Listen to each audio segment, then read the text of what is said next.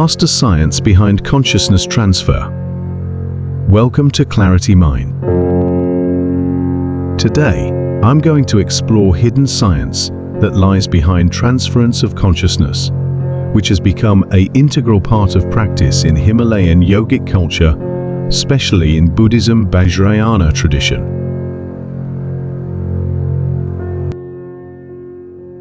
Transferring consciousness, Phowa practice. One of the most well-known Buddhist practices related to consciousness transfer is Phowa, or transference of consciousness in Tibetan Buddhism. It is a technique where a trained practitioner transfers their consciousness at the moment of death to a more favorable rebirth or even to enlightenment. In Buddhism, the concept of transferring consciousness is deeply tied to the teachings on rebirth, mind stream continuity, and the nature of consciousness itself. While it may sound like a science fiction idea, Buddhist philosophy approaches it from a meditative, metaphysical, and karmic perspective rather than a purely scientific one. Today, I'm supposed to talk about the Himalayan yogic experience of transference of consciousness. This method of transferring the consciousness comes from the teachings of Shakyamuni Buddha. It's not the fabrication of some Tibetan monks. It was given by Shakyamuni, passed down through the oral transmission lineage, came to Tibet, and is now part of the Tibetan tradition. Who has to practice the transference of consciousness, and what are its benefits? First of all, from the Buddhist point of view, human life and death are equally important events. There's no reason to think that life is important and death is bad, unimportant. You should not think that way. Both are important. We all want a happy life, don't we? Himalayan yogis, however, prefer a happy death. They don't want a death that's disastrous, unhappy, or confused. Of course, those who have attained enlightenment in their lifetime don't need to transfer their consciousness, but those who have not and have to take another life do need to do so.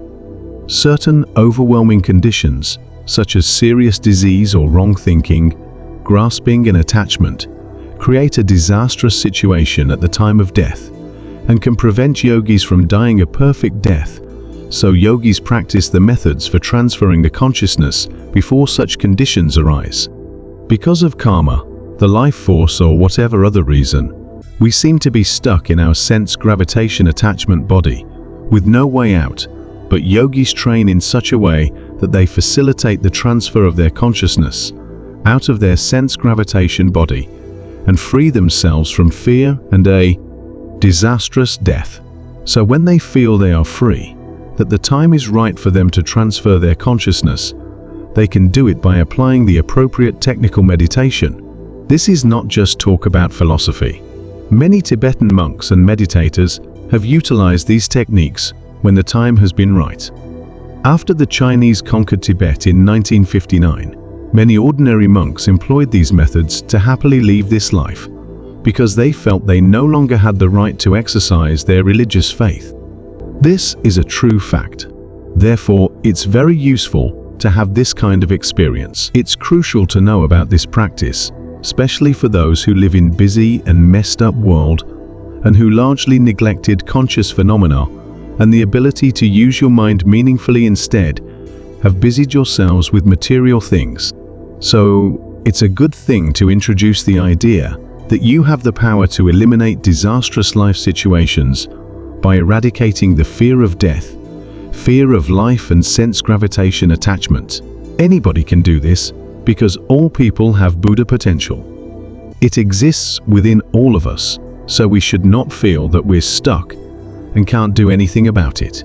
We have the ability to free ourselves from all confusion and suffering. It's important to recognize that the primary resource of all happiness, misery, fear, and confusion is the mind, not the physical body. But to fully understand our mind, we need to investigate it.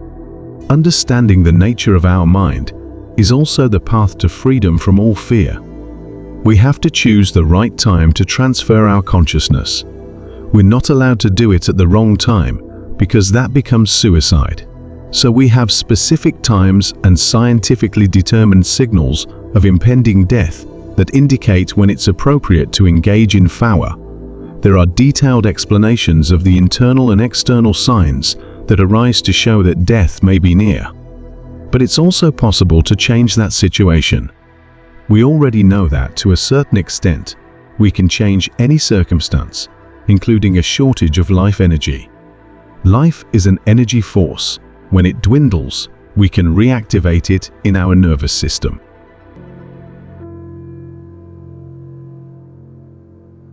Why transfer the consciousness?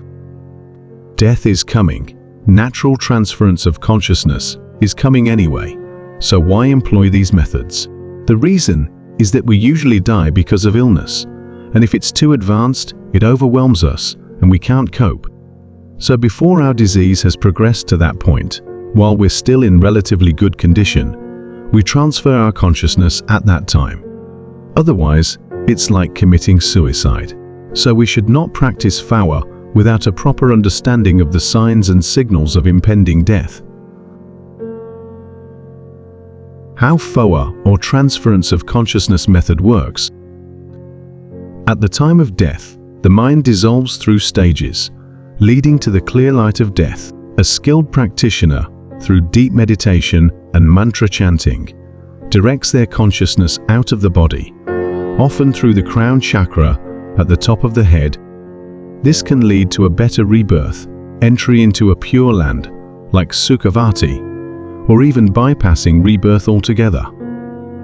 In Tibetan Buddhism, advanced masters are believed to transfer consciousness into a new body, Tulku reincarnations, or merge into the Dharmakaya, the ultimate reality. What's the way to do Phowa? Basically, it's a matter of putting our concentration and energy into the right channel and preventing it from going the wrong way. Of course, there's extremely detailed technical information about how to do this. What I mean by going the wrong way is the consciousness leaving the body via the wrong orifice, like the mouth, nose, navel, or lower orifices.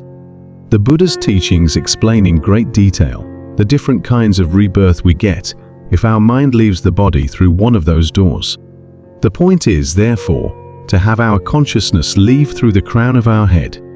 If we can open this door and consciously, deliberately, mindfully separate our mind from our body through it, we give ourselves the ability to choose our next rebirth the best way and then continuously go from happy life to happy life. That's the main point. One important thing to note is that even though you might have been a good, kind, loving person your whole life, if at the time of death you can't cope and perhaps die with anger, you destroy everything positive you did your whole life. That's why we call transference of consciousness a super method. Even a person who has done incredibly negative things, for example, Hitler, who killed millions of human beings and created unbelievably negative karma, can say goodbye to all his negativity if he uses this method perfectly at the time of death and dies with a clean, clear mind. Since death really is a kind of final destination, we have to make sure we're clean, clear at that time. If we can, that's our insurance for a perfect next life. However, Himalayan practitioners have to prepare before they engage in Phowa. They practice the techniques and also make sure that they have no attachment to even a single material atom, that there's not one single object they grasp at. That's the most important thing. What interferes with a good death, what makes you fearful, is the grasping mind. Any object that causes grasping attachment to arise while you're dying becomes a source of confusion and leads to a bad next life. Some people don't like to hear about rebirth, but most people feel that something happens after death. Whether you call it rebirth or not, that's good enough. Whether you say rebirth exists or not, as long as you feel from your heart, or even intellectually, that something continues beyond this life, that's good enough. Traditionally, Himalayan yogis who are going to die soon give all their possessions away, so that at the time of death they own nothing. That's fantastic. Also, We say that we transfer our consciousness to a pure land. From the Buddhist point of view, a pure land is not someplace out there waiting for you. Pure means it's a reflection of your own pure thought. You own pure, clean, clear mind. That's what we mean by pure land. Any environmental manifestation, good or bad, comes from the mind. It does not truly exist externally, from its own side, out there. Normally, as we know, we like to project good things, but somehow, uncontrollably, bad projections come. Check it out. To project good things, it's important to be positive and happy, but not in an overestimated way. You can have good projections of other human beings in a realistic way. This is important. People appear the way you want them to. If you want to see them in a bad light, that's how they'll appear to you. Visions of good and bad come from you, not external objects. This means that, with respect to our visions and concepts, we have a choice. We also have the capacity to augment that view, whether it's positive or negative. Since we have a choice, we should always choose the good one. However, we have technical meditations to retain and increase the life force energy that leaves our body through the various orifices at the time of death. These meditations help us keep that energy in and thus extend our lifespan. Transference of consciousness isn't done by the mind alone. When training ourselves to transfer our consciousness, we also use the energy force of the movement of the physical breath by using certain techniques of meditating on the breath. Practicing these meditations also involves concentration on the chakras, such as those at the heart and navel. Meditating at these points brings different realizations and experiences. In other words, Tibetan Buddhism employs physical resources, not just mental ones. Recent scientific research has mentioned pleasure centers and chemicals in the brain. Similarly, Tibetan Buddhist Tantra also talks about a bliss or happiness center. If we concentrate there, we activate its energy and produce a blissful experience. For that reason, when we meditate on transference of consciousness, the technique focuses on different chakras, and success in this produces various signs, such as the generation of heat, improved digestion, and so forth. Also, you feel as if you are no longer stuck in sense gravitation attachment, and that somehow you have transcended mundane life. We should develop our life, enjoy our life. That means utilizing our innate resources to go beyond our normal bondage and inertia. Of course, many people are scared of death because first, they think it's going to be a disaster, with much difficulty and suffering, and second, they believe that after death, they're going into great misery. Their projection and presumption is that this is what's going to happen. In order to stop that worry, even if you can't transfer your consciousness, if you can lessen your self-cherishing and attachment to your own body and position, and increase your loving kindness for others, that's absolutely good enough to alleviate fear of death and the next life and guarantee yourself a good rebirth. A dedicated attitude itself is peaceful, so this is the way to ensure a good death and freedom from worry of a bad rebirth, even if you can't transfer your consciousness. Not only can your consciousness transfer to a pure land, it can also go into another body. The mind is really powerful. Through meditation and concentration, you can heat or move objects. Through the power of your mind, you can also eliminate emotional disturbance, attachment, confusion, and so forth, which is actually the main point of practicing Dharma. In other words, you can completely change your mind. You can change your misery into happiness. However, the question is, do you really want to or not? Are you truly seeking or not? If you are a true seeker, you know intuitively that you can do something. That's the power of the human mind. Don't make limited judgments of yourself. We all have good thoughts, positive thoughts, which can be developed infinitely. That's the beauty of human consciousness. It has limitless potential. We all have a little loving kindness. That small amount of loving kindness can be developed into infinite loving kindness. The nature of loving kindness is peace and happiness. The nature of self-cherishing and attachment is misery and confusion. So, to have an easygoing and happy life, you have to be willing to correct your attitude, believe that you can indeed do it, and be prepared to put in the effort required. A weak mind eliminates all potentiality. The reason we feel trapped is because we're so attached to our body. We pretty much identify our body as me. The true fact, however, is that your body is not you. Your bones are not you. Your real essence is your consciousness, which has neither shape nor color. It's a materialistic attitude that thinks, I'm the body. That's fundamentally wrong thinking. I am my body becomes my body is nice, so I'm nice. My body is ugly, so I'm ugly. My body is happy, so I'm happy. That's the wrong attitude. Somebody can be slicing chunks of flesh off your body, but your mind can be blissful, peaceful, and tranquil. It's possible. That's the point.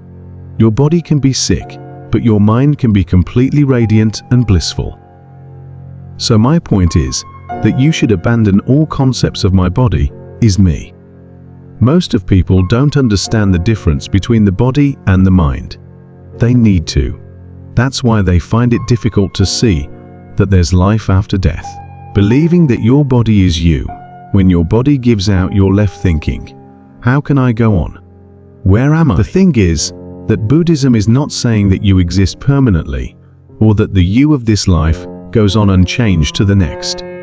When Buddhism talks about rebirth, it's saying that your consciousness changes shape, takes another body. Why? Because anyway, you're constantly grasping at something. So when your relationship with this body finishes, you naturally grasp at something else.